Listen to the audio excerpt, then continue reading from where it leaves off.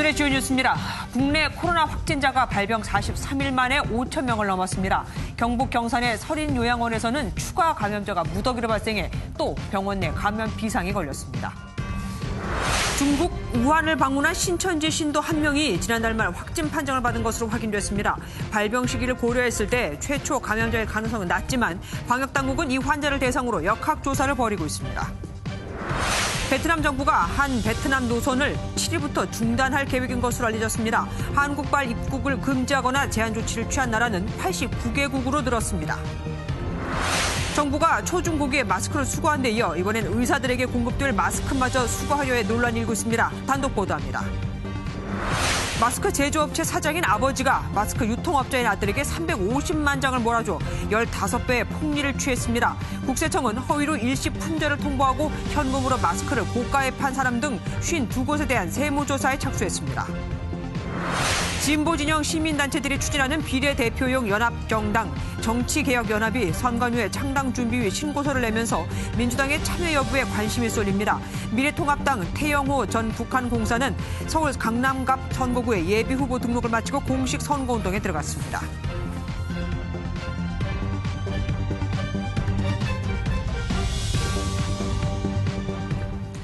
여러분 안녕하십니까? MBN 특집 종합뉴스 시작하겠습니다. 먼저 환자 수부터 확인을 해보죠.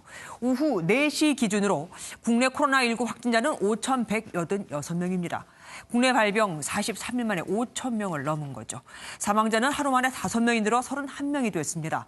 어제 기준 대구에선 신천지 교인 4,328명의 검사 결과가 나왔는데 2,685명, 그러니까 62%가 확진 판정을 받았습니다. 대구, 경북을 제외한 다른 지역 유증상자 신도들은 양성 판정률이 1.7%였으니까 대부분이 대구 쪽 신천지 신도에게서 발병이 됐다고 볼 수 있습니다. 경상북도 경산의 서린요양원에서도 추가 확진자가 무더기로 나왔습니다. 확진자 가운데 일부는 요양원 내부에 격리됐는데 또 집단 감염입니다. 김도영 기자가 보도합니다. 경산 서린요양원에서 입소자 2명과 요양보호사 4명이 추가로 코로나19 확진 판정을 받았습니다. 지난달 27일 요양보호사 1명이 확진 판정을 받은 이후 모두 13명으로 늘었습니다. 그래서 오늘까지 총 13명이 확진되었습니다. 우려했던 집단 감염이 현실화되고 있는 것으로 매우 우려하고 있고 적극. 요양원에는 입소자와 직원까지 모두 125명이 생활하고 있었습니다. 추가로 확진 판정을 받은 입소자들은 요양원 4층 별도 공간에 격리됐습니다. 112명은 음성 판정을 받았지만 면역력이 떨어진 고령자가 많아 감염자가 크게 늘 수도 있습니다. 그 시설에 그대로 격리 조치를 시키고 있습니다. 이상 증상이 있으면 저희들이 보건소에 연락을 하면은 다시 그 검사를 의뢰하고. 요양원 관계자는 추가 확진자들의 건강 상태가 비교적 양호하다며 치료에 필요한 물품은 잘 들어오고 있다고 밝혔습니다. 김천 소년교도소에서도 지난달 29일 재소자가 처음 확진 판정을 받은 이후 감염자가 3명으로 늘었습니다. MBN 뉴스 김도형입니다. 우한을 방문했던 신천지 신도 2명 중 1명이 코로나19 확진자로 확인됐죠. 이 신도는 올해 1월 이후 우한에 다녀왔고 2월 말 확진 판정을 받은 것으로 드러났습니다. 김희영 기자가 보도합니다. 지난 1월 중국 우한에 다녀온 신천지 교인 1명이 코로나19에 감염됐습니다. 1월 이후에 우한을 다녀온 사례와 관련해서는 저희가 2건에 대해서 일단 조사를 진행을 하고 있는데 한 건의 경우에는 환자로 저희가 확인은 하고. 다만 확진 시기와 방문 시기가 한 달 정도 차이가 나기 때문에 대구 집단 감염의 원인일 가능성은 낮다고 설명했습니다. 2월 하순에 가까운 시기이기 때문에 그 신천지 신도들 사이에서의 유행에 있어서 어떤 초기에 영향을 줬다고 판단하기는 좀 어려운 것이 사실입니다. 우한에서 입국한 다른 신천지 신도 1명은 환자가 아닌 것으로 밝혀졌습니다. 방역 당국은 현재 신천지 신도들의 출입국 기록을 조사 중입니다. 하지만 주민등록번호 등 필요한 정보가 누락돼 조사는 절반 정도에 그치고 있습니다. MBN 뉴스 김현입니다. 116명이 감염되고 7명이 숨진 청도 대남병원은 신천지 이만희 총회장 형의 장례를 치른 곳이기도 하죠. 신천지에선 장례 때 신천지 교인이 52명 왔을 뿐이라고 하지만 170명 이상이라는 말도 있습니다. 감염원이 어딘지 알아야 역추적해서 어디서 뚫렸나를 알 수 있겠죠. 내일 대남병원 대량 감염의 역학조사 결과가 나옵니다. 전민석 기자입니다. 신천지 예수교는 이만희 총회장의 형 장례식에 52명이 참석했다고 밝혔습니다. 그중 6명이 코로나19 확진 판정을 받았지만 청도 대남병원 대량 감염과는 무관하다고 주장했습니다.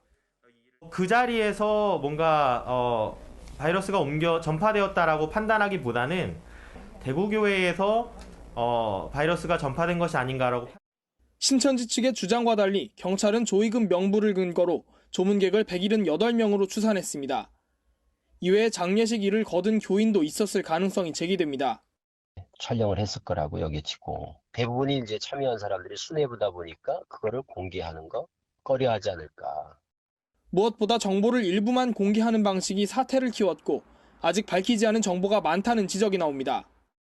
교육생이냐 교인이냐 이걸 나눌 필요가 아니라 신천지가 관리하는 모든 명단을 공개했어야 하고 지금 그럼에도 불구하고 교육생 이전 단계, 즉 보건방 단계에 대해서도 언급이 전혀 없고 의혹이 가시지 않는 가운데 보건당국은 내일 청도 대남병원 장례식장과 관련한 역학조사 결과를 밝힐 예정입니다. MBN 뉴스 전민석입니다. 어제 신천지 이만희 총회장의 기자회견 뒤 이재명 경기도지사가 현장을 찾아 코로나19 진단을 다시 받으라고 압박했습니다. 이미 검사를 받았다는 말을 못 믿겠다는 거였는데 이 총회장은 불응하면 체포하겠다는 말에 검사를 받았고 결과는 음성이었습니다. 이성식 기자가 보도합니다. 이만희 총회장은 어제 기자회견에서 코로나19 음성 판정을 받았다고 주장했습니다. 검사를 받아라는 연락이 왔습니다. 그래서 왔으니까 받아야죠. 뭐 음성인가 뭐라고 하는데 나는 음성도 잘 몰라요. 하지만 경기도는 신뢰할 수 없다며 이 총회장의 재검사를 위해 검체를 채취하려고 시도했지만 신천지 측의 저지로 무산됐습니다. 실랑이가 계속되자 이재명 경기도지사가 직접 현장으로 향했습니다. 이 지사는 채취에 불응하면 공무집행 방해로 현행범 체포하겠다고 엄포를 놓은 뒤 수색을 벌였습니다. 현재 이미 역학조사를 몇 시간씩 거부했기 때문에 그에 대해서는 일정한 형사적 책임을 져야 되는 상황입니다. 감염병 예방법에 따르면 지자체장은 감염병 환자가 있다고 인정되는 장소에 들어가 필요한 조사를 진행할 수 있는 권한을 갖고 있습니다. 결국 이 총회장은 스스로 과천보고소의 선별진료소를 찾아 검체 채취에 응했습니다. 경기도는 검사 결과 이 총회장이 코로나19 음성으로 판정됐다고 밝혔습니다. MBN 뉴스 이성식입니다. 어제 신천지 이만희 총회장의 기자회견에선 회견 자체보다 이 총회장이 차고 나온 일명 박근혜 시기에 더 많은 관심이 쏠렸죠. 정치권도 이걸 두고 종일 시끄러웠는데 신천지 연루설에 가뜩이나 곤혹스러운 보수 정당들은 정치 공작이라며 선을 그었습니다. 그게 사실이라면 왜 보란듯이 차고 나왔겠냐 이거죠. 박유영 기자입니다. 이만희 신천지 예수교 증거장막 성전 총회장이 착용한 일명 박근혜 시계를 놓고 총선을 앞둔 정치권이 민감하게 반응하고 있습니다. 더불어민주당은 즉각 보수 야당 연루설을 해명하라고 압박했습니다. 특정 정당과의 유착관계에 대한 국민적 의혹에 대해서도 명백한 입장 표명을 요구합니다. 이는 적당히 덮어두고 넘어갈 일이 아님을 분명히 밝힙니다. 앞서 신천지와의 유착설에 시달렸던 미래통합당은 여권이 신천지를 이용해 코로나 확산 책임을 물타기하고 있다며 날을 세웠습니다. 신천지를 저희들은 비호할 생각도 없고 신천지 수사가 필요하면 당연히 수사하는 거고 정부의 무능을 감추기 위한 수단으로 쓰여서는 안 된다는 것이죠. 박근혜 시계의 진위를 둘러싼 논쟁도 이어졌습니다. 전 정부 청와대 인사들이 한 목소리로 가짜 시계라고 주장하는 가운데 이건용 통합당 조직국 팀장은 시계 논란은 코로나 정국을 벗어나 보려는 여권의 눈물겨운 사투라고 주장했습니다. 박 전 대통령을 지지하는 자유공화당은 한술 더 떠 신천지에 대한 법적 대응을 예고했습니다. 공화당 측은 이 총회장이 현 정권에 잘 보이려고 가짜 시기로 박 전 대통령을 모욕하고 명예를 훼손했다고 주장했습니다. MBN 뉴스 박영입니다. 신천지 신도나 교육생이 아닌데 교인 명단에 들어있다는 항의가 수백 건씩 들어오고 있습니다. 때문에 엉터리 명단이 아니냐는 논란까지 일고 있는데 애꿎은 피해를 입은 시민이 적지 않습니다. 경찰에 신고해도 아니면 많은 거죠로 끝이라고 합니다. 심가현 기자가 취재했습니다. 평범한 대학생 20대 A씨는 얼마 전 황당한 전화를 받았습니다. 혹시 최근 14일 이내에 저기 대구나 경북, 청도 아니면 저기 과천 지역 혹시 방문하신 적 있으세요? 예배에 혹시 참석하신 적은 있으신지. 종교가 없다는 대답에도 재차 이어진 확인 질문. 알고 보니 자신도 모르는 사이에 신천지 교인 명단에 이름이 올라 있었던 겁니다. 제가 어딘가 연락처를 드린 적도 없고 예배를 나간 적도 없고 저한테 아무런 종교가 없는데 하지도 않은 일로 어떻게 불이익이 돌아올지 모르는 상황에서 경찰에도 신고해봤지만 도움을 받을 수는 없었습니다. 그럼 교인 아니면 많은 거지 뭐. 신천지에 등록돼서 연락이 안 되신 분들 지금 찾고 있어가지고 바쁘거든요. 서울시 모니터링 당시 A씨처럼 신천지와 관계가 없다고 항의한 인원은 200여 명에 이릅니다.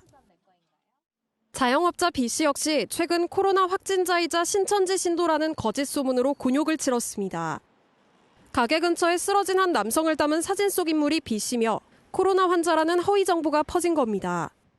하지만 시장 안에 쓰러져 있다던 소문의 주인공은 B씨도 코로나 확진자도 아닌 단순 취객이었습니다.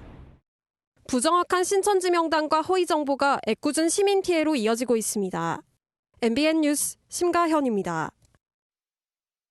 한국에서 베트남으로 가는 하늘길이 오는 7일부터 사실상 끊깁니다. 네팔도 오는 10일부터 한국발 외국인에 대한 비자 발급을 중단하기로 하면서 전 세계 입국 제한국은 89개 나라로 늘었습니다. 신동규 기자입니다. 베트남 민간항공청이 오는 6월 4일까지 한국에서 오는 모든 여객기는 번돈공항과 푸켓공항만 이용할 수 있다고 밝혔습니다. 번돈공항은 베트남 북부 하노이에서 차로 3시간, 푸켓공항은 남부 호치민에서 차로 12시간 넘게 걸리는 먼 거리에 있습니다. 대한항공과 아시아나, 베트남항공 등 주요 항공사가 6일 이후로 운항 계획이 없어 베트남 하늘길은 7일부터 사실상 끊깁니다. 베트남처럼 한국발 외국인 입국을 금지한 나라는 37개, 중국처럼 입국 후 격리되는 나라는 22개입니다. 네팔은 비자 발급을 중단했는데 이처럼 검역을 강화한 나라는 30개로 전 세계 89개 나라가 한국인 입국을 제한하고 있습니다. 인력과 물자의 교류가 막히면서 기업 활동에도 어려움이 예상됩니다. 외교부는 물류 통관이나 원자재 조달 등 기업 활동을 제약하는 8가지 유형을 분류해 해외 공관별로 맞춤형 협조 요청에 나서기로 했습니다. 본부와 재공관을 최대한 가동하여 과도한 입국 제한 또는 금지 조치에 대해 최선의 대응 노력을 기울이고 있습니다. 한국 정부가 추진 중인 무감염증 진단서에 대해선 아직 긍정적인 답변은 없는 걸로 전해졌습니다. MBN 뉴스 신동규입니다. 중국과 베트남 등 세계 각국에 격리된 우리 국민이 벌써 1,200여 명에 달합니다.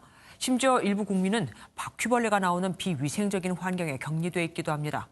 외교부는 신속 대응팀을 현지에 보내는 걸 검토하고 있는데 이 신속 대응팀도 거기 도착하면 격리가 돼야겠죠. 고민이 많습니다. 배준우 기자입니다. 격리시설인 숙소 바닥에 바퀴벌레가 기어다니고 화장실 하수구엔 머리카락도 치워져 있지 않습니다. 가구 옆면엔 곰팡이가 가득하고 바닥엔 죽은 벌레들도 보입니다. 지난달 28일 인천에서 중국 선전으로 들어갔다 격리된 교민들은 열악한 격리 환경에 노출돼 있다고 토로합니다. 청소가 전혀 안 돼 있었고 모기와 바퀴벌레와 심지어 녹물이 나오는 수도관도 있었고요. 내부 온도가 30도 이상 올라가서 아이들이 탈수가 올 지경이었고. 일부 격리된 국민이 비위생적인 환경에서 강압적으로 격리되는 일도 발생하자 외교부는 대사관을 통해 격리 상태를 파악하는 한편 신속 대응팀 파견도 검토하고 있습니다. 전 세계 각국에 격리된 우리 국민은 중국이 960여 명, 베트남 270여 명 등 모두 1,200여 명에 달하는 상황. 여행객은 거의 없고 대부분 현지에 살고 있거나 사업 등을 이유로 방문한 이들인 것으로 전해졌는데 귀국을 원하는 경우 조기 귀국을 지원하는 방안도 강구하고 있습니다. 한편 강제 격리에 비용마저 전가해 논란이 일었던 중국 광둥성은 우리 정부의 항의로 격리 비용을 자체 부담하기로 했습니다. MBN 뉴스 배준우입니다. 이처럼 입국도 제한되고 들어가도 격리되다 보니 당장 문제는 기업인들입니다. 계약이 코앞인데 해외 출장이나 바이어 미팅 등이 잇따라 막히고 있거든요. 김수형 기자가 취재했습니다. 생활용품을 만들어 5개 국가에 유통하는 국내 한 중소기업입니다. 예년 같으면 해외 출장으로 꽉 차 있어야 할 일정표가 올해는 빈 곳이 더 많습니다. 중국 등 주거래 국가가 한국인 입국 절차를 강화하면서 출장을 대거 취소했기 때문입니다. 보통 2, 3월에 미팅을 많이 하고 계약이 돼야 이제 뭐 또 4월, 5월 달 이때 제품들이 이제 나가고 준비하고 하는데. 대기업도 사정은 마찬가지입니다. 삼성전자가 1,900억 원을 들여 베트남 하노이에 지으려는 모바일 R&D 센터. 코로나 사태로 착공식 없이 첫 삽을 떴고 현대차 직원은 출장차 떠난 사우디에서 입국이 금지되기도 했습니다. 해외 기업인들도 한국으로의 출장을 줄줄이 취소하면서 사실상 수출과 투자가 양방향으로 막혔습니다. 총리가 제안한 코로나 무감염 증명서 발급 역시 보건당국이 인증 자체가 문제가 있다고 난색을 표하면서 사실상 무산됐습니다. 해외 지사 인력들을 통해서 민간 기업 그리고 정부하고 합동으로 수출이나 투자와 같은 그런 거래를 성사시키도록 노력해볼. 기업들은 해외 매출 비중이 절반을 넘어서는 만큼 특단의 대책이 필요하다고 입을 모으고 있습니다. MBN 뉴스 김수영입니다. 오늘부터 체온이 37.5도를 넘으면 미국으로 가는 항공기에 탈 수 없습니다. 탑승 직전에 모든 승객을 대상으로 발열 검사를 하거든요. 미국은 한국에서 미국으로 오는 사람들을 제대로 검사하는지 확인까지 시키고 있습니다. 정종 기자가 보도합니다. 인천국제공항 출국장. 미국 로스앤젤레스로 가는 승객들이 코로나19 사태를 우려해 모두 마스크를 쓰고 있습니다. 항공기 탑승 절차가 시작되자 공항 직원들이 승객 한 명 한 명에게 다가가 체온을 잽니다. 코로나19 의심 증상을 가려내기 위해 의학적으로 효과적인 수단인 발열 감시를 하는 겁니다. 코로나19 확산을 우려하는 미국이 한국발 승객의 입국을 금지하는 조치를 내리지 않도록 정부가 적극적인 대응에 나섰습니다. Pleased in the White House Task Force meeting today to learn there will be 100% screening all direct flights at all airports across Italy and across South Korea. 37.5도 이상의 발열이 확인되면 미국행 항공기에 탈 수 없고 항공권은 환불됩니다. 대한항공과 아시아나항공 같은 국적기는 물론 델타항공과 유나이티드 항공 등 미국으로 가는 모든 항공편이 발열 검사 대상입니다.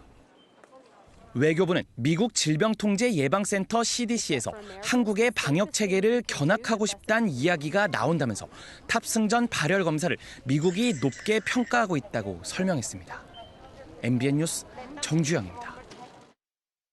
정부가 초중고교가 비축한 마스크를 수거한 데 이어 이번엔 의사들에게 공급될 마스크마저 수거하려고 해 논란이 일고 있습니다.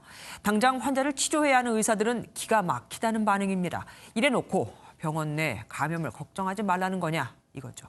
김지영 기자가 단독 보도합니다.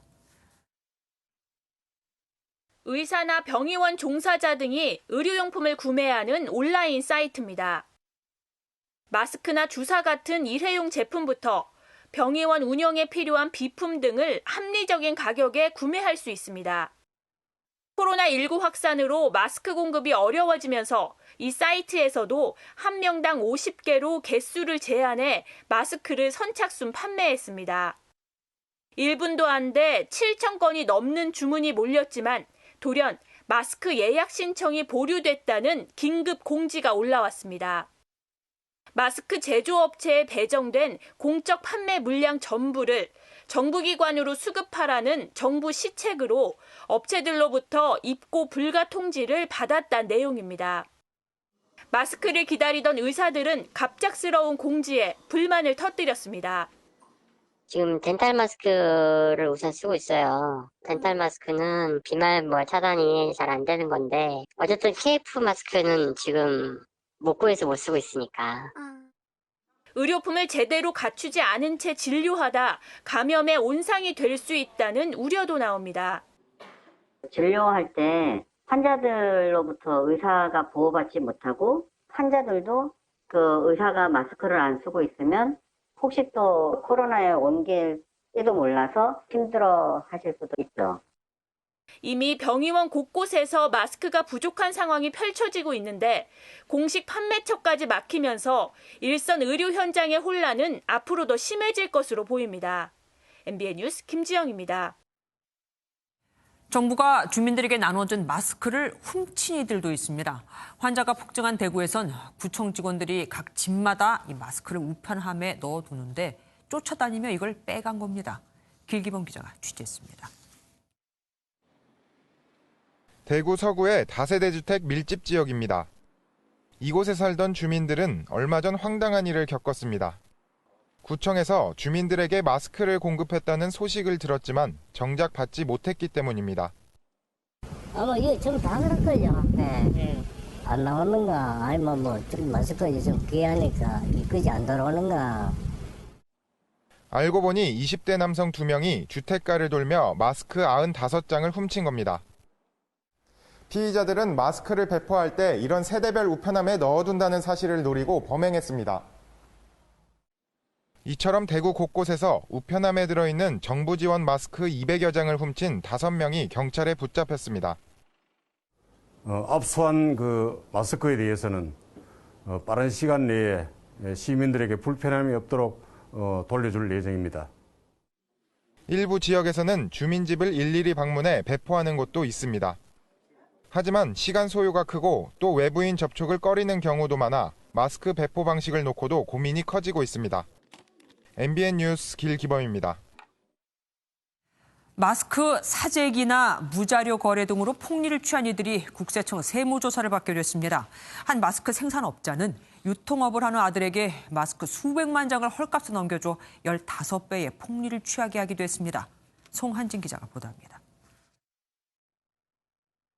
마스크 공장을 운영하는 A씨는 코로나19 발생 이후 가격이 오르자 거래처에 공급을 끊고 마스크를 아들의 유통업체에 넘겼습니다.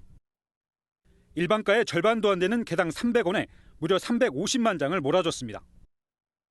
아들은 마스크를 자신의 쇼핑몰이나 지역 맘카페 등을 통해서 최고 15배까지 가격을 부풀려 판매했고 수익은 가족 명의의 차명 계좌로 받았습니다. 또 다른 유통업체는 마스크 50만 장을 매입해 오픈마켓에 등록한 뒤 일반 소비자들의 주문이 접수되면 주문을 취소해버리거나 품절 표시로 거래에 응하지 않았습니다. 대신 사이트 내 비밀 댓글로 개별 연락한 구매자에게는 매입가의 5배 이상의 현금을 받고 판매해 폭리를 취했습니다. 국세청은 자체 점검과 정부 합동 단속 결과를 바탕으로 이처럼 매점 매석과 세금 탈루 혐의가 있는 52개 업체에 대해 세무조사에 나섰습니다. 이번 조사에서는 마스크 사재기 관련 탈루 조사 이외에도 최대 과거 5개 사업연도까지 조사 범위를 확대하여 그동안의 모든 탈루 세금을 철저히 추징할 것입니다. 코로나19 발생 이후 온라인 쇼핑몰에서 거래된 마스크 가격은 한때 5배까지 폭등한 상황. 국세청은 수백 명의 조사 요원을 투입해 제조업체와 온 오프라인 유통업체들을 계속 점검해 나갈 방침입니다. MBN 뉴스 송환진입니다. 정부 산하 공영 쇼핑에 이어 다이소, 쿠팡까지 성능이 조작된 가짜 마스크에 당했습니다. 그런데 다이소는 알아서 환불 처리를 해준 반면 공영 쇼핑은 가짜였다는 사실을 알려주지도 않았고 오히려 소비자가 환불을 요구해오면 반품 택배비까지 물게 해 욕을 먹었습니다. 어차피 반품 받아도 팔지도 못하는데 말이죠. 서영수 기자입니다.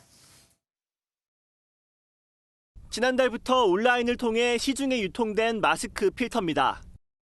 포장지에 폐렴균 99% 항균 기능 문구와 KIFA 인증 마크가 선명합니다. 하지만 이 제품은 제조사가 인증을 위조한 가짜 마스크 필터. 정부 산하기관인 공영쇼핑에 이어 다이소, 쿠팡 등 대형 쇼핑몰들이 줄줄이 당했습니다. 더 큰 문제는 후속 절차도 제대로 이루어지지 않고 있다는 점입니다. 3만 명에 가까운 소비자가 구매한 공영쇼핑의 경우 논란이 인지 이틀이 다 되도록 소비자에게 제대로 공지를 하지 않았습니다. 아무런 공지사항도 없어요. 가짜인지 환불에 대한 어떤 멘트라든지 아니면 뭐 그런 게 전혀 공지가 없고요. 언론 보도를 보고 해당 사실을 한 소비자가 온라인을 통해 환불하려면 반품 택배비까지 물어야 했습니다. 뒤늦게 조건 없이 환불해 주겠다고 문자로 알려왔지만 그마저도 소비자가 직접 신청해야 합니다. 마스크 대란에 사기를 당한 것도 억울한데 이런 것 때문에 환불 이런 문제 때문에 또 시간을 그렇게 에너지와 그런 거를 허비했다는 게 정부 산하기관이 검증을 소홀히 한 것도 모자라 뒤처리도 깔끔하지 못하면서 소비자들의 분노가 커지고 있습니다. MBN 뉴스 서영수입니다. 그동안 수차례 마스크 부족 문제를 해결하겠다고 약속한 문재인 대통령. 결국 국민에게 송구하다며 사과했습니다. 또 장관들에게 책상 말고 현장으로 나가라고 강하게 질책하고 24시간 상황실 운영도 지시했는데 엇박자인 걸까요? 김상조 정책실장은 되레 국민이 마스크 수요를 줄여야 한다고 밝혔습니다. 황정 기자가 보도합니다. 문재인 대통령은 국무회의에서 마스크 부족 문제와 관련해 국민께 송구하다고 사과했습니다. 지난달 25일 마스크 문제가 제기된 뒤 6차례나 대책 마련을 지시했지만 결국 수요만큼 충분히 공급할 수 없는 현실을 인정한 것입니다. 현실적인 어려움이 분명히 있지만 오랫동안 답답한 상황에서 벗어나지 못하고 있는 것이 사실입니다. 뿐만 아니라 생산량 확대책을 쓰는 동안에도 공급이 부족하다면 그 부족함도 공평하게 분담해야 한다며 사실상 국민 협조를 당부했습니다. 이와 관련해 문 대통령은 정부 전 조직이 24시간 상황실을 가동하고 장관도 현장에 나가라며 탁상 공론식 대책의 개선을 지적했습니다. 24시간 긴급 상황실 체제로 전환하여 가동해 주기 바랍니다. 부처 장관들이 책상이 아닌 현장에서 직접 방역과 민생경제의 중심에 서주시기 바랍니다. 한편 국무회의에 화상으로 참여한 권영진 대구시장은 병상 3,000개를 위해 대통령 긴급 명령권을 요청한 발언을 취소하고 사과했습니다. 강민석 청와대 대변인은 긴급 명령권은 중대한 교전 상태나 국회가 열리지 않았을 때만 가능한 조치라고 설명했습니다. 문 대통령은 마무리 발언에서도 장관들이 마스크 문제를 절실하고 감수성 있게 느꼈는지 의심스럽다며 느슨한 대응을 강하게 질책했습니다. MBN 뉴스 황전입니다. 정부는 공적 마스크를 하루 500만 장씩 공급하겠다고 했었죠. 대구 경북에 특별 공급 100만 장을 비롯해 의료기관 50만 장, 전국 2만 4천 개 약국에 각 100장씩 등 구체적으로요. 실제로 지난 28일부터 주말을 제외하고는 일일 500만 장 이상씩 전국에 공급이 됐습니다. 구체적으로 어떻게 유통됐는지 볼까요? 오늘 유통된 마스크 576만 장은 전국 의료기관의 60만 장이, 대구 경북의 228만 장이, 서울, 인천, 경기 등 수도권에 81만 장이 공급됐습니다. 공영 홈쇼핑을 통해 전국 20만 장이 팔린 것을 빼고 나머지 지역에는 186만 장이 다 유통이 됐죠. 이렇게 보면 정부 계획대로 착착 공급이 잘 되고 있는 것 같은데 현실은 왜 이렇게 부족하게만 느껴질까요? 특히 거동이 불편한 장애인이나 정보가 부족한 어르신들은 마스크 구하기가 더욱더 어렵습니다. 강세영 기자가 취재했습니다. 서울의 한 마트에서 번호표를 받은 시민들이 마스크를 삽니다. 최근 하나로마트나 약국 등에서는 비교적 저렴한 가격에 공적 마스크를 팔고 있습니다. 오늘 1,750원에 총 5장 구매할 수 있다고 해서 식구가 4명이라서 다 같이 나눠서. 전동 휠체어를 이용하는 이완 씨도 마스크를 사려고 판매처를 돌아다녔습니다. 이동이 힘들어 집 근처 약국을 찾았지만 마스크는 없었습니다. 그 공적인 마스크 없어요? 내일까지는 저희 약국에는 공적 마스크가 없고요. 장애인 택시를 불러 먼 마트까지 갔지만 여기도 마찬가지였습니다. 1시간 내지 2시간 정도 대기 시간이 있어가지고 6, 7km 되는데 이거 타고 그냥 갈 수는 없고 쓰던 것을 또 세탁해하고 다시 쓰고.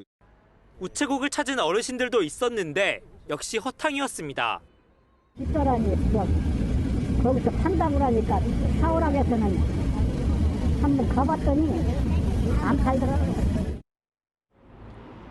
우체국의 경우 대구와 공급이 원활치 않은 인면 지역에서만 마스크를 판매하고 서울 등 도심에서는 팔지 않습니다. 판매처 공지가 주로 인터넷에 올라와 정보 접근성이 낮은 고령층은 이를 확인하기 어려운 겁니다.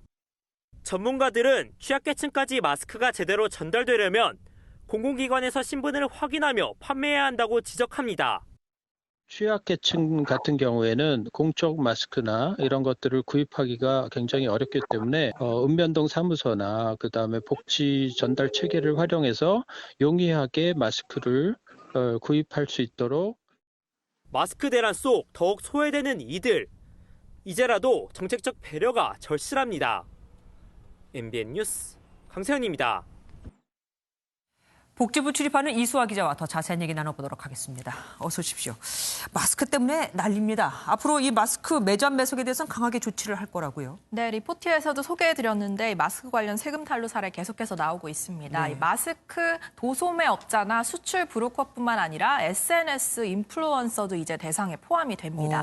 예를 들어서 자신의 블로그나 온라인 마케팅을 통해서 긴급 물량, 한정 판매 등의 용어를 써가면서 팔로워를 상대로 현금 거래를 한다면 조사 대상이 될 수 있습니다. 예, 마스크 갖고 장난치는 건 이제 그만해야죠. 서울시가 신천지를 살인 혐의로 고발을 했잖아요. 거기에 이어서 법인 등록도 취소한다고 했다고요? 네, 오늘 서울시 코로나19 정례 브리핑에서 나온 얘긴데요. 신천지 사단 법인이 설립 목적 외에 사업을 수행하고 있고 공익을 해하는 행위를 했기 때문에 법인 취소 요건이 충족한다는 입장입니다. 들어보시죠. 명단을 늦장 제출한다든지 허위 제출, 또 저희들 전수조사에 조직적으로 거부하거나 허위 진술하고 있고 이런 점 등은 공익에 해하는 행위로 보고 현재 취소 절차를 밟고 있으며. 네, 현재 서울시의 신천지교 설립 범위는 한 곳인데요. 대표자가 이만희 총회장으로 돼 있습니다. 네. 서울시는 다음 주 중에 청문 절차를 거친 뒤 법인을 취소한다는 계획입니다. 법인이 취소되면 어떻게 되는 겁니까? 일단 임의단체로 단체 신분이 전락하게 됩니다. 가장 큰 불이익이라면은 일단 각종 세제 혜택을 받을 수가 없게 되는데요. 이 부동산에 대한 지방세, 취등록세 등이 이에 해당한다고 합니다. 또 사단법인 명의로 수행 가능한 여러 가지 사업을 하지 못하게 되는데 아무래도 대규모 행사를 진행하는데 지장이 있겠죠. 네, 전북 교육감의 발언도 도마에 올랐습니다. 무슨 말을 했습니까? 네, 지금 보고 계신 게 김승환 전북 교육감의 SNS 글입니다.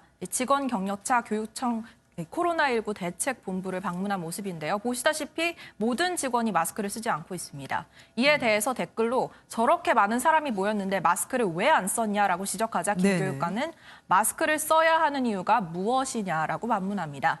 역시 마스크 미착용에 대해 걱정하는 다른 시민인데요. 여기에서 김 교육관은 마스크 착용이 개인의 선택이라는 답글을 달았습니다. 김 교육관은 앞서 지난 1일에도 마스크보단 손 세척이 중요하다는 제목의 국제 기사를 본인의 SNS에 공유했습니다. 마스크 착용은 개인의 선택이다. 물론 맞습니다. 그런데 저렇게 지금 방금 사진에 나온 것처럼 모두가 다 교육감하고 똑같은 생각을 갖고 있지는 않을 거 아니에요. 네, 혹시 김 교육감이 지시한 것인지 문의했는데 그건 아니라고 합니다. 설사 그렇다 하더라도 그렇다고 하겠습니까? 네, 맞습니다. 일단 전북교육청 의견 들어보시죠. 쓸지 말아야할지 판단도 본인이 하는 것이 맞다라는 그런 생각을 가지고 계십니다. 당신의 그런 선택을 존중하듯이 우리 청에 있는 각자 구성원들의 생각은 다 존중돼야 된다라고 생각하고 계시는 분이십니다. 하지만 김 교육감이 마스크 착용이 불필요하다고 공식적으로 얘기하는 마당에 직원들이 마스크를 쓰는 것이 편한 분위기는 아니었겠다라는 생각은 듭니다. 네. 일각에선 광역교육수장이 방역당국의 마스크 착용 방침을 정면으로 거슬렸다는 비판이 계속 나오고 있습니다. 예. 그리고 대구로 신임 간호장교들이 대구 떠났다고요? 네, 60기 간호장교 75명이 오늘 졸업과 임관식을 마치자마자 대구로 출발했습니다. 사실 대구 경북은 감염병 특별관리지역으로 선정돼서 계속해서 의료 인력이 추가되고 있는데 주로 군에서 급한 인력 지원을 대부분 담당하고 있죠. 네. 이렇다 보니 당초 9일로 예정됐던 이 장교들의 임관식도 일주일이나 앞으로 당겨졌습니다. 일부러. 네, 신임 간호장교들은 앞으로 지역 감염병 전담 병원으로 전환되는 국군 대구병원에서 의료 지원을 하게 됩니다.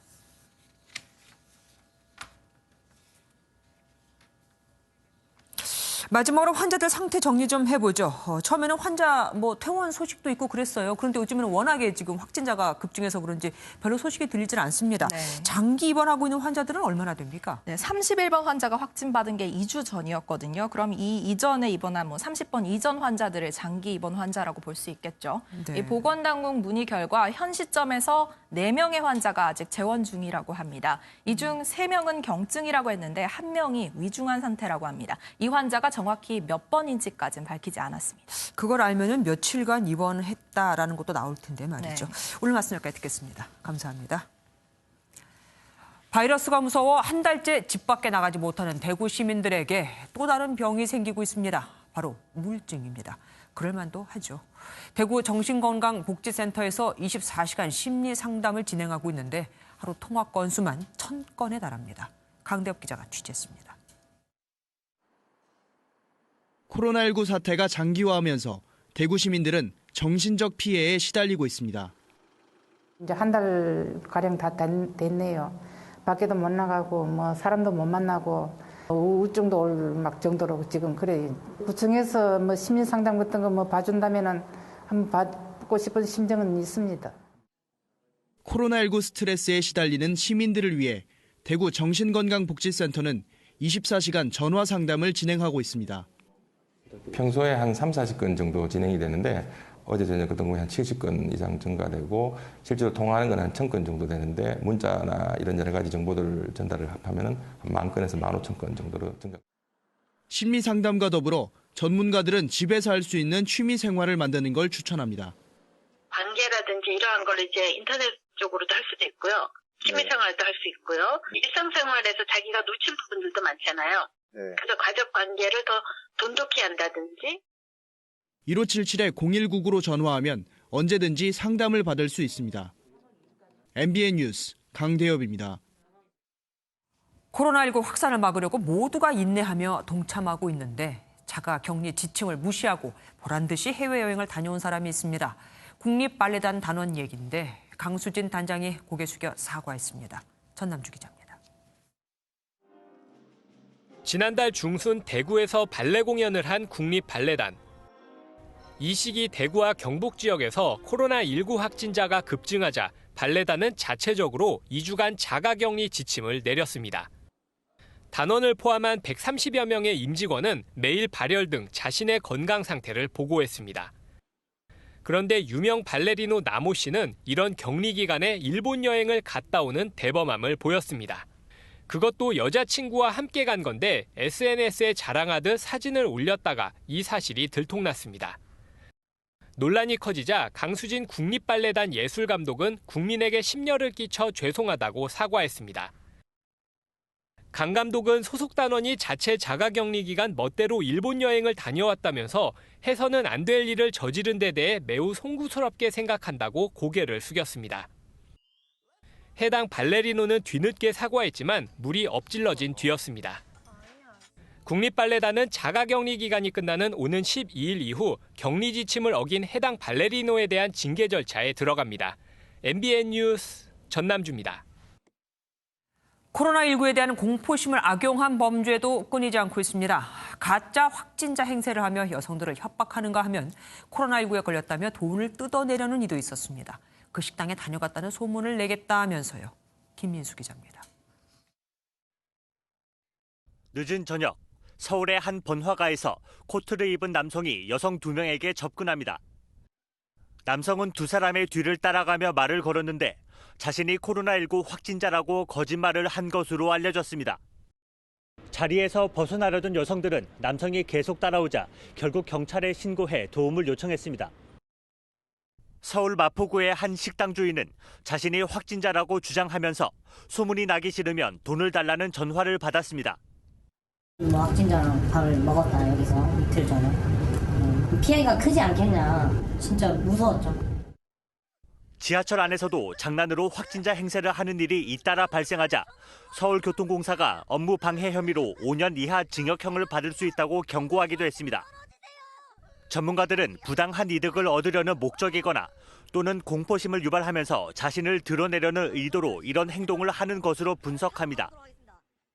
이게 본인의 존재감을 좀 드러내기 위해서 그야말로 좀 과시적 욕구 때문에 일시적으로 충동적으로 거짓말을. 경찰은 코로나19 사태를 악용해 시민들을 불안에 떨게 하는 행동을 반사회적 행위로 규정하고 엄정 처벌할 방침입니다. MBN 뉴스 김민수입니다. 코로나 사태 2달째. 자영업자들에겐 너무 긴 시간이죠. 게스트하우스는 버티지 못하고 문을 닫았고 광장시장의 매출은 곤두박질 쳤습니다. 민지숙 기자입니다. 서울의 대표 관광지 광장시장. 전이나 반찬거리를 찾는 손님들로 분주하던 거리에 상인들만 오고 갑니다. 매출이 10분의 아니죠. 30분의 1로 줄었어요. 뭐 200이면은 한 5만 원. 선별 상담소가 차려진 명동 거리도 텅 비었습니다. 실제 코로나19로 경제적 손실을 입었다는 응답이 절반에 가까웠는데요. 이 가운데 3분의 1을 차지하는 자영업자들이 직격탄을 맞은 것으로 보입니다. 3년 동안 게스트하우스를 운영해온 김모 씨는 결국 지난달 가게 문을 닫았습니다.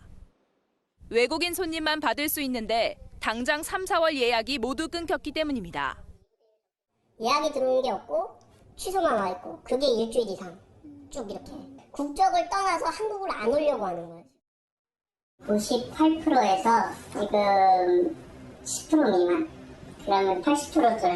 90%죠, 90%. 저희가 항상 98% 이상이었거든요. 코로나19 확진이 2달째 이어지면서 시장 경제가 얼어붙고 있습니다. MBN 뉴스 민지숙입니다. 꼭꼭 숨어 찾아내기도 어려웠던 불법 체류자들까지도 스스로 본국으로 돌아가겠다며 대거 모습을 드러내고 있습니다.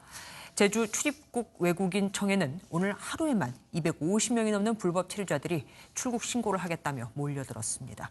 KCTV 김경임 기자가 보도합니다. 제주 출입국 외국인청이 마스크를 쓴 외국인들로 북적입니다.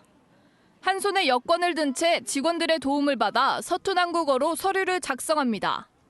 길게는 10년 가까이 제주에서 지내던 불법 체류자들입니다. 코로나19가 전국적으로 확산되자 서둘러 본국으로 돌아가려는 겁니다. 오늘 하루만 출입국 외국인청을 찾은 불법 체류자는 250명을 훌쩍 넘습니다. 来4个月了，在这里工作吗？ 중국의 중국 사람이 지금도 괜찮아요. 한라봉, 한라봉 포장, 코리난 많이. 무서워? 아야. 코로나19의 확산을 막기 위해 법무부가 지난 1월부터 불법 체류자들의 자진 출국을 유도하고 있습니다. 자진 출국하는 불법 체류자들은 범칙금을 면제해주고 재입국 기회도 주어집니다. 이런 혜택에도 불구하고 코로나 확산 전까지 하루 평균 출국 신청자는 20명 안팎.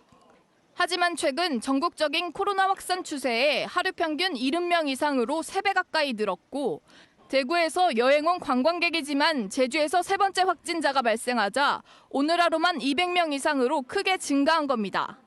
코로나19 확진자의 증가와 경기 침체로 일자리까지 줄어든 것이 자진 출국을 서두르는 요인으로 분석되고 있습니다. 제주 지역 불법 체류자는 14,000여 명 내외로 추정되고 있습니다. KCTV 뉴스 김경임입니다. 대구 경북 지역 곳곳에서 경증 환자들을 위한 생활치료센터가 가동에 들어갔죠. 그런데 대구는 이 병상이 하루 만에 바로 다 차버렸습니다. 게다가 아직 못 들어가는 환자가 2,000명입니다. 권영범 기자입니다. 생활치료센터 입소자들은 하루 2차례 체온과 호흡기 증상을 스스로 점검하고 건강에 이상이 생기면 의료진의 진단을 받게 됩니다. 경북 영덕군에 위치한 이곳 생활지원센터는 대구 경북 지역에서 발생한 무증상 또는 경증 환자 200여 명에 대한 의료 및 생활지원 서비스를 제공할 예정입니다. 경북도는 감염자가 많은 경산시 등 7개 시군에서 생활치료센터를 우선 운영하기로 했습니다. 대다수의 확진자가 밀집한 대구 생활치료센터는 160개 병상이 단 하루 만에 꽉 차버렸습니다. 생활치료센터를 최대한 신속하게 확충하여 다음 주 초까지는 2,000명을 수용할 수 있도록 준비하고 있습니다. 대구 지역 입원 대기 환자는 현재 2,000명입니다. 지금까지 추세로 볼 때 확진자가 급증할 전망이어서 치료시설 확충이 시급합니다. MBN 뉴스 권용범입니다. 정부가 에볼라 치료제 렘데시비르를 코로나19 확진자에게 사용할 수 있도록 허가했습니다.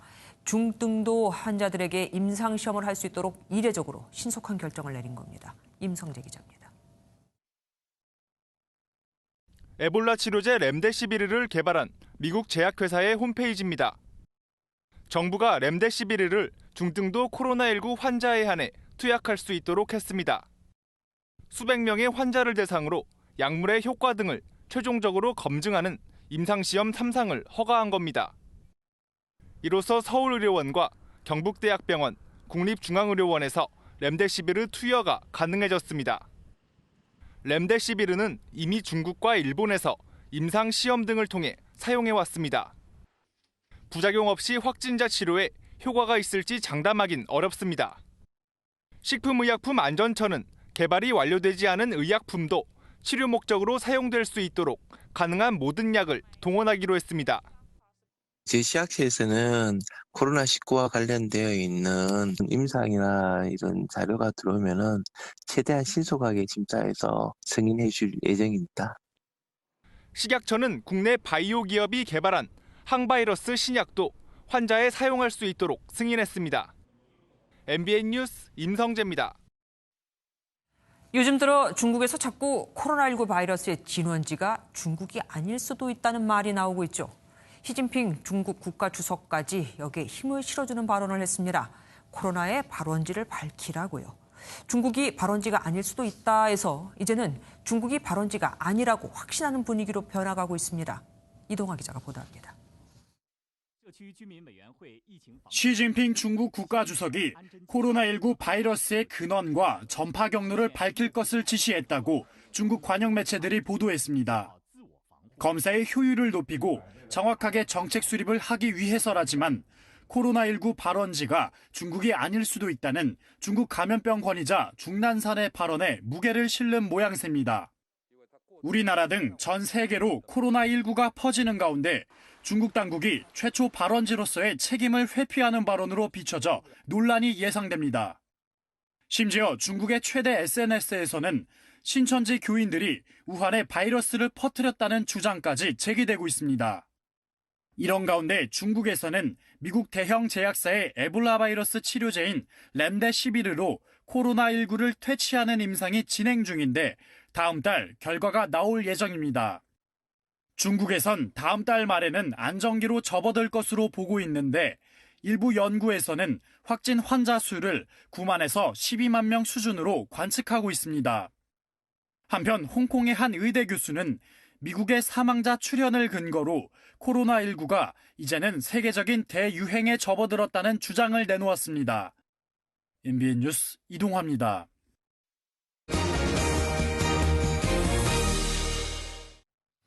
어제 발사체 모습을 공개한 북한. 최근 공을 들이고 있는 초대형 방사포로 추정됩니다. 김정은 위원장은 코로나와 본인은 아무런 상관이 없다는 듯 마스크도 쓰지 않고 훈련장에 나와 직접 현지 지도를 하고 있었습니다. 주진희 기자입니다. 검은 마스크를 쓴 박정천 총참모장 앞에 마스크를 쓰지 않은 김정은 위원장이 미소를 지으며 발사체의 발사 모습을 지켜보고 있습니다. 경애하는 최고 용도자 동지께서는 훈련을 지도하셨습니다. 선멸의 방사탄들이 목표를 향해 대지를 박차고 날아올랐습니다. 방사탄, 즉 우리말로 방사포 타격 훈련을 진행한 겁니다. 특히 훈련을 진행한 부대는 지난달 28일 찾았던 전선 장거리 포병 부대로 사흘 안에 다시 찾아 초대형 방사포 성능을 점검한 것으로 보입니다. 도 신속하게 대응하여 자기의 화력 전투 임무를 완벽하게 수행할 수 있게 준비되어 있는 데 대해 대만족을 표시하셨습니다.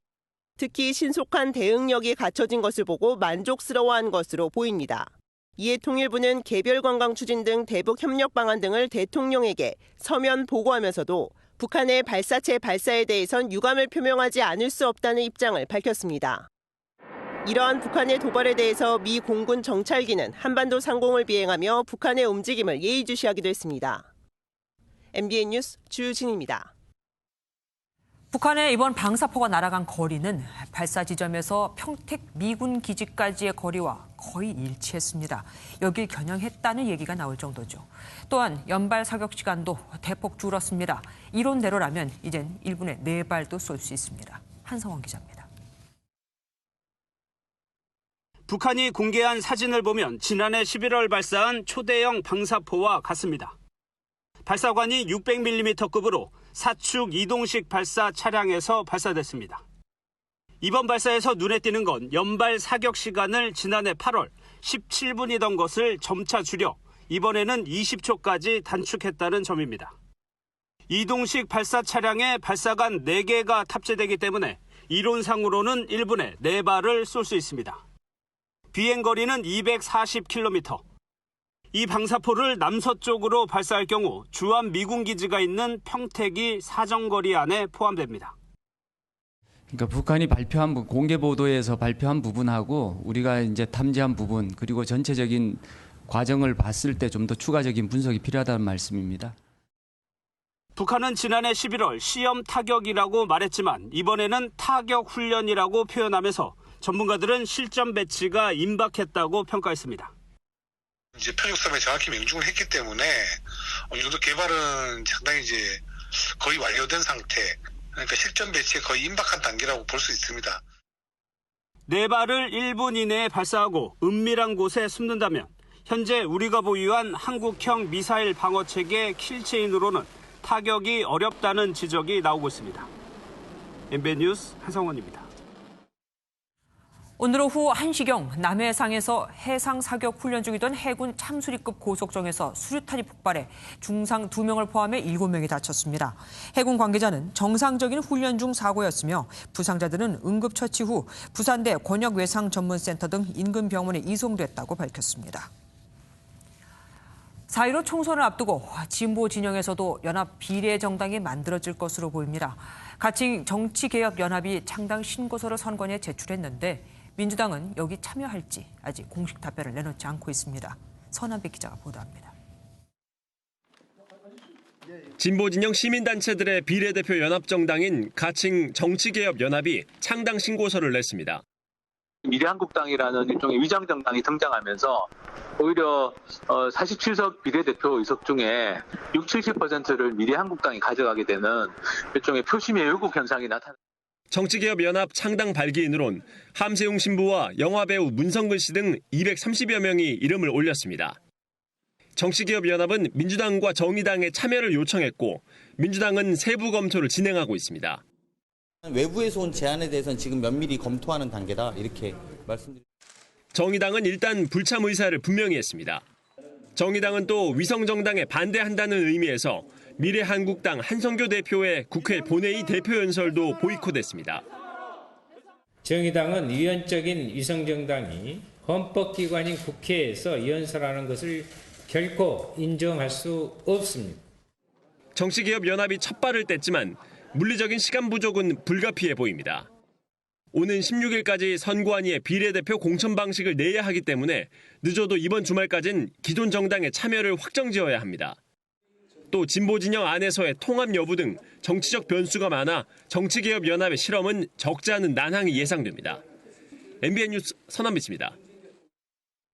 조원진 우리공화당 대표와 김문수 자유통일당 대표가 합당을 선언하고 자유공화당을 출범시키기로 했습니다. 친박계 맏형격인 서청원 의원이 여기 참여하기로 했죠. 한편 미래통합당이 서울 강남 갑에 전략 공천한 태영호 전 북한 공사는 학력 증명 때문에 애를 먹고 있다고 합니다. 이걸 받으려면 북한에 가야 하니까요. 이동석 기자입니다. 조원진 대표가 이끄는 우리공화당과 김문수 전 경기지사가 창당한 자유통일당이 합당 선언과 함께 자유공화당 출범 소식을 전했습니다.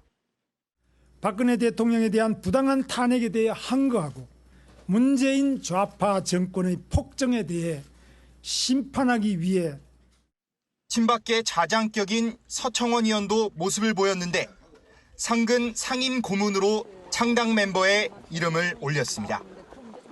미래통합당 공천에서 배제되며 공천관리위원회에 쓴소리를 쏟아낸 김순례 의원 역시 조만간 합류할 것으로 보입니다.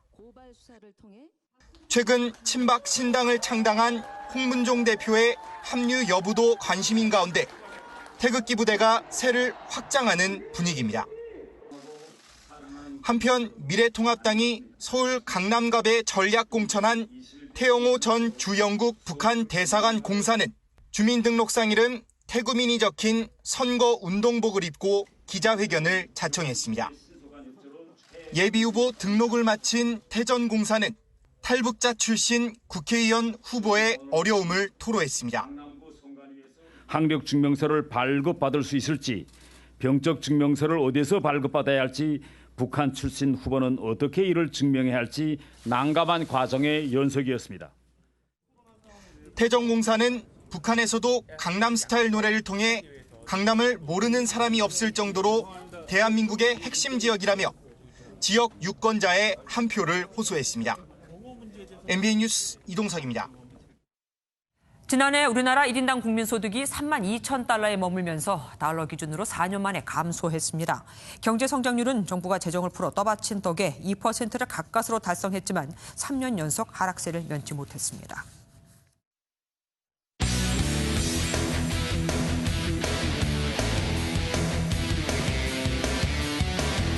스포츠 뉴스입니다. 코로나19 확산으로 대부분의 스포츠가 멈춰 팬들의 아쉬움이 큰데요. 경기에 뛰지 못하는 선수들이 멋진 플레이 대신 다양한 기부로 바이러스와의 싸움에 힘을 보태고 있습니다. 김동환 기자입니다.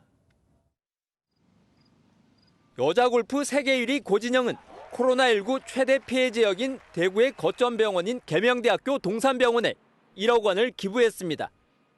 코로나19의 최전선에서 사투 중인 의료진의 필요용품 마련에 써달라는 뜻에서입니다. 고진영 역시 코로나19로 최근 4개 대회가 취소돼 아직 시즌 개시를 못한 채 미국에 머물고 있지만 국민과 아픔을 함께했습니다. 제가 많은 도움을 드릴 수는 없지만 저는 제 직업을 통해서 좋은 모습을 보여드릴 수 있도록 최선을 다하겠습니다. 대한민국 파이팅 꼭 이겨내셨으면 좋겠습니다. 시범 경기가 취소된 야구계 인사들도 힘을 보탰습니다.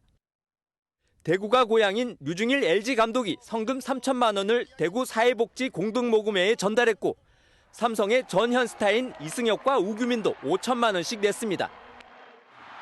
개막을 못하고 있는 프로축구에서도 이동국과 광주 상무가 마스크를 기부했고 리그 중단 중인 프로배구 이재영은 팬클럽과 2천만 원을 쾌척했습니다. 국제보건의료단체 스포츠 닥터스에도 신태용, 이승우, 김효주가 억대의 후원금을 내는 등 선수들이 경기력만큼 화끈한 기부로 코로나19 퇴치에 힘을 모았습니다. MBN 뉴스 김동환입니다. 블루드래곤 이청용 선수가 해외 생활을 마치고 11년 만에 국내 무대로 돌아왔습니다. 친정팀 서울이 아닌 울산으로 이적했는데 구단 최고 대우를 받는 것으로 알려졌습니다. 구경호 기자입니다. 이청용이 울산을 대표하는 상징물 앞에서 입단 기념 촬영을 합니다. 축구 스타가 울산에 입단했다는 소식에 아이들도 큰 관심을 나타내며 기뻐합니다. 울산 구단은 국가대표 이청용을 구단 최고 대우와 함께 3년 계약으로 영입했다고 발표했습니다. 지난해 구단 최고였던 주니어를 비춰보면 이청용의 연봉은 10억 원을 훌쩍 뛰어넘을 것으로 보입니다. 친정팀인 서울로 복귀하지 않으면서 내야 하는 위약금 6억 원도 반영됐을 것으로 보입니다. 많은 분들이 기대해 주시는 만큼 멋진 경기력으로 부응하도록 하겠습니다. 지난해 마지막 경기에서 전북의 우승을 허용해 이를 가는 울산은 윤빛가람에 이어 이청용까지 영입해 높은 기대를 하고 있습니다. 이청용 선수가 들어온다면 분명히 우리 전력을 굉장히 높여줄 수 있는 선수라고 다 판단을 하고 있습니다. 지난 2009년 서울을 떠나 잉글랜드와 독일 무대에서 활약하고 2차례 월드컵에 나선 이청용. 스타가 복귀하면서 팬들은 코로나19로 인해 무기한 연기된 K리그가 개막할 날만을 손꼽아 기다리고 있습니다. MBN 뉴스 구경호입니다. 내일은 꽃샘 추위가 찾아옵니다. 오늘 낮 동안 포근했던 날씨와 달리 내일은 북쪽에서 찬 공기가 밀려오며 기온 변화가 심해지겠는데요. 내일 낮부터 기온이 떨어지기 시작해 내일 서울의 한낮 기온은 4도로 오늘보다 6도가량 기온 내려가겠고요. 찬바람에 체감 추위는 종일 영하권을 맴돌겠습니다. 모레 아침에는 서울의 아침 기온이 영하 3도 선까지 떨어지겠습니다. 찬 공기가 내려오면서 대기가 불안정해집니다. 내일 낮 동안에는 영동을 제외한 중부지방을 중심으로 5mm 미만의 비나 1cm 안팎의 눈이 내려 쌓이겠는데요. 전북 동부 내륙을 따라서는 내일 밤에 눈이 내려 쌓이는 곳이 있겠습니다. 오늘 밤 내륙 곳곳에서는 빗방울이 떨어질 수 있겠습니다. 내일 중부지방은 대기 불안정으로 새벽부터 오전 사이 흐리고 약한 비가 조금 내리는 곳이 있겠는데요. 남부지방 광주의 한낮 기온은 8도, 대구 10도, 창원과 울산은 11도로 오늘보다 낮 기온 1도에서 8도가량 낮겠습니다. 해안에는 내일 낮부터 강풍특보가 내려지면서 바람이 매우 강하게 불겠습니다. 추위는 금방 누그러지겠고요. 주말 동안 전국에 봄비가 내리면서 한층 포근해질 전망입니다. 날씨였습니다. MBN이 선정한 이 한 장의 사진입니다. 중국 안휘성에 있는 교민의 집입니다.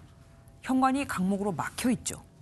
최근 한국에 갔다 온 교민이 격리 호텔에 있지 않고 아파트로 돌아오자 주민들이 화가 나서 현관을 막아버린 겁니다. 물론 바이러스가 두려운 마음이야 이해 못할 바는 아니지만 그렇다고 감금까지 하다니요. 바이러스보다 더 무서운 건 과도한 공포심이라는 말 와 닿습니다. MBN 종합뉴스 여기서 마치겠습니다. 함께해 주신 여러분 고맙습니다.